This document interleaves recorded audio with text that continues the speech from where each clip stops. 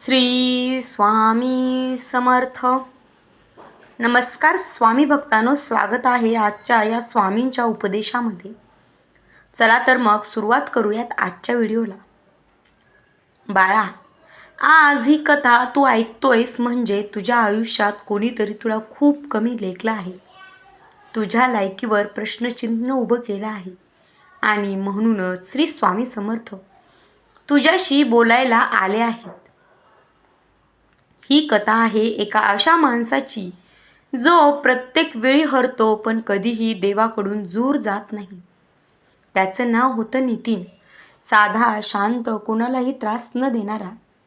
पण लोकांच्या नजरेत तो नेहमीच नालायक. नोकरीत त्याला नेहमीच बाजूला ठेवलं जायचं. काम तो करायचा पण नाव कुणाचं तरी पुढे यायचं. चूक कुणाचीही असो, बोट मात्र नितीनकडेच यायचं. अशा जर तुम्ही असाल तर ही स्टोरी अजिबात स्किप करू नका. व्हिडिओ शेवटपर्यंत बघा. याच्यात काहीच दम नाही.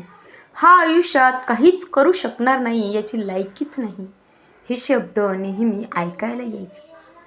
बाळा, दररोज त्याच्या कानावर हे शब्द पडायचे. हसत खेळत बोललेले शब्द मनात खोलवर जखम करायचे.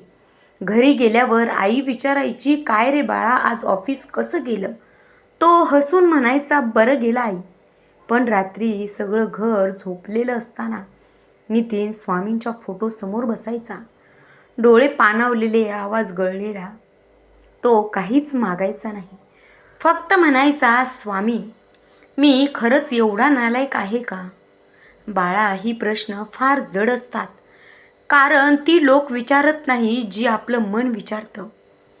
एक दिवस अपमान इतका वाढला की नितीननं नोकरी सोडली.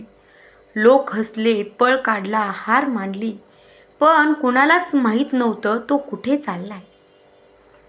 तो थेट अक्कलकोटला गेला. ना बॅग, ना प्लॅन, ना कुणाला सांगू. मंदिरात तो तासनतास बसून राहिला. ना पूजा, ना मंत्र, ना कसलीही पूजा, फक्त शांत बसलेला.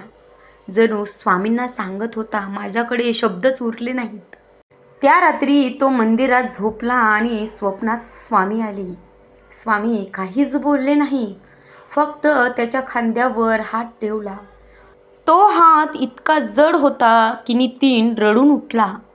दुसऱ्या दिवशी तो वेगळाच माणूस होता. बाहेरून परिस्थिती तीच होती, पण आतून तो बदललेला होता. त्याने पुन्हा प्रयत्न सुरू केले, यावेळी कुणाला दाखवण्यासाठी नाही, स्वामींसाठी. लहान काम, कमी पैसे, पण मनापासून मेहनत, प्रामाणिकपणा. लोक पुन्हा हसले, कमी लेखायला लागले. इतक्यावर समाधानी. याची लायकी एवढीच. पण बाळा, तुला खरं सांगू का, स्वामी हिशोब ठेवत असतात बरं का. दिवसागणिक नितीनचा संयम वाढत गेला. संयम एवढा वाढला की त्याला मागे लोक नाव ठेवत होते, परंतु तो दुर्लक्ष करत गेला. तो शांत राहिला, उत्तर देणं सोडलं. आणि एक दिवस, तो दिवस आला जो फक्त स्वामी ठरवतात. ज्या लोकांनी त्याला नाकारलं होतं, त्याच लोकांसमोर त्याचं नाव घेतलं गेलं. एक मोठी जबाबदारी, मोठा विश्वास त्याच्यावर ठेवला गेला आणि मोठं यश त्याला प्राप्त झालं. लोक अवाक झाले, हा इथे कसा काय पोहोचला? जे लोक हसत होते, जे लोक नावं ठेवत होते, ते आज त्याच्याकडे ओळून ओळून पाहत आहेत. नितीन काहीच बोलला नाही. तो फक्त मनात म्हणाला, मी नाही पोहोचवलो, स्वामींनी मला उचलून आणलं, या ठिकाणी उचलून ठेवलं. हा त्याचा स्वामींवरचा विश्वास. त्या दिवशी त्याला उमगलं, लायकी म्हणजे मोठेपणा नाही, लायकी म्हणजे सहनशीलता आहे, लायकी म्हणजेच शांतता आहे. बाळा, आज तू जिथे आहेस ते तुझं अंतिम स्थान नाही आहे. लोक तुला जेवढं खाली ओढतील, स्वामी तुला तेवढंच वर उचलतील. फक्त एकच गोष्ट नेहमी लक्षात ठेव, शांत राहा, श्रद्धा सोडू नकोस, कारण स्वामी लायकी कधीही चुकीच्या माणसाला देत नाहीत. श्री स्वामी समर्थ. जय जय स्वामी समर्थ. मित्रांनो, स्वामी भक्तांनो, आजचा व्हिडिओ हा तुमच्याच संदर्भात आहे किंवा तुमच्यावरच आहे असं जर वाटलं असेल तर या व्हिडिओसाठी लाईक करा. श्री स्वामी समर्थ असं टाईप करा.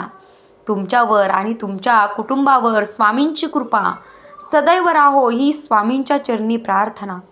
श्री स्वामी समर्थ. जय जय स्वामी समर्थ. व्हिडिओ आवडला असेल तर लाईक करा आणि असेच व्हिडिओ पाहण्यासाठी चॅनलला सबस्क्राईब करा. धन्यवाद.